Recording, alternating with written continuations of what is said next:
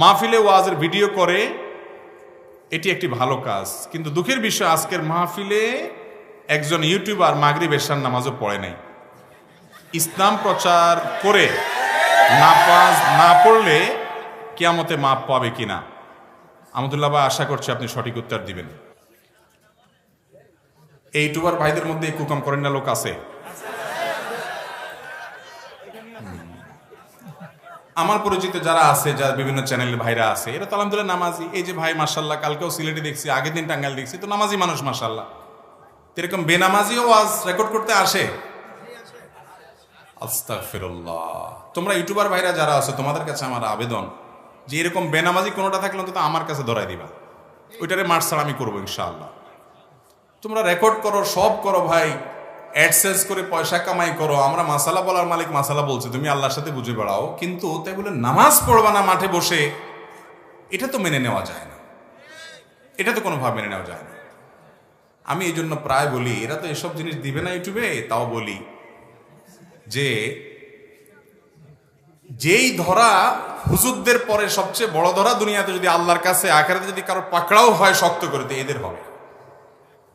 কারণ এরা যত ওয়াজ শুনছে, আপনারা এত ওয়াজ একবার রেকর্ডের সময় শুনছে, আবার এডিটিং এর সময় শুনবে, আবার নেটে ছাড়ার পরে শুনবে, এত শোনা, কিন্তু এরপরও যদি নামাজ না পড়ে, তো এটা তো খাতামাল্লাহু আলা কুলুবিহিম, লক্ষণ খারাপ। ভাইরা আমার, হাসির কথা না, শুধু ইউটিউবার ভাইদেরকে বলছি না, আপনাদেরকেও বলছি। কিছু লোক আছে তারা জাহান্নামী, তাদের একটা মার্কা আছে, বলবো? আল্লাহ তাআলা কোরআনে কারিমে বলেছেন, লাকাদ যারা'না লিজাহান্নামা কাসীরাম মিনাল জিন্নি ওয়াল ইনস লাহুম কুলুবুন লা ইয়াফকাহুনা বিহা ওয়া লাহুম আযানুন লা ইয়াসমাউনা বিহা। কিছু লোক আছে জিন এবং মানুষের মধ্যে, আল্লাহ বলেছেন আমি তাদেরকে জাহান্নামের জন্যই সৃষ্টি করেছি, জন্মই সৃষ্টি জাহান্নামের জন্য। কারা সে কপাল পড়া? মার্কা কি? লাহুম কুলুবুন লা ইয়াফকাহুনা বিহা, তাদের অন্তর আছে, অন্তর দিয়ে বুঝে না। এত আল্লাহর ভয় দেওয়া হয়, এত সতর্ক জাহান্নামের ব্যাপারে, এত কোরআনের আয়াত, এত হাদিস, এরপর অন্তরটা কাঁপে না, পরিবর্তন করে না। ওয়ালাহুম আযানুন লা ইয়াসমাউনা বিহা, কান দিয়া শুনে কিন্তু ভিতরে ঢুকে না। ওয়ালাহুম আ'য়ুনুন লা ইউবসিরুনা বিহা, চোখ দিয়া দেখে, চোখের সামনে কত কিছু, কিন্তু শিক্ষা গ্রহণ করে না। অর্থাৎ ওয়াজ শুনে কিন্তু পরিবর্তন হয় না, যেই সে, কোনো লাভ নাই।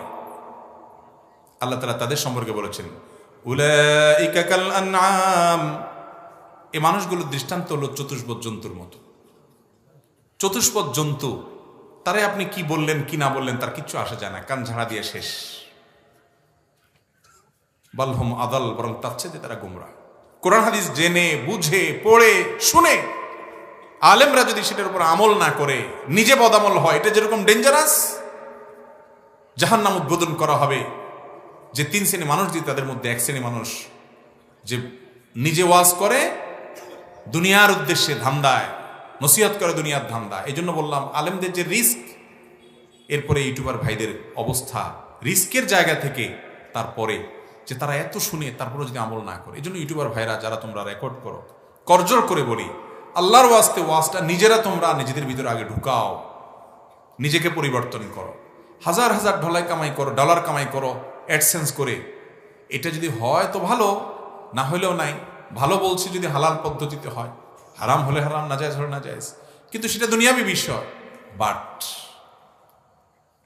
যদি এখান থেকে তোমার জীবনটা একটু পরিবর্তন করতে পারো, তো এটা তোমার সবচেয়ে বড় ব্যবসা হয়ে গেল ইনশাআল্লাহ। ইউটিউবার ভাইরা নামাজ পড়বো তো ইনশাআল্লাহ।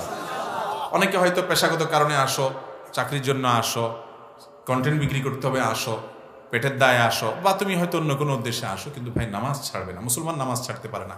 আপনারা আয়োজক যারা আছেন, ওই ভাইটাকে বুঝায় নামাজ পড়াবেন এবং নসিহত করবেন, পারলে আমার কাছে ধরে নিয়ে আসবেন ইনশাআল্লাহ।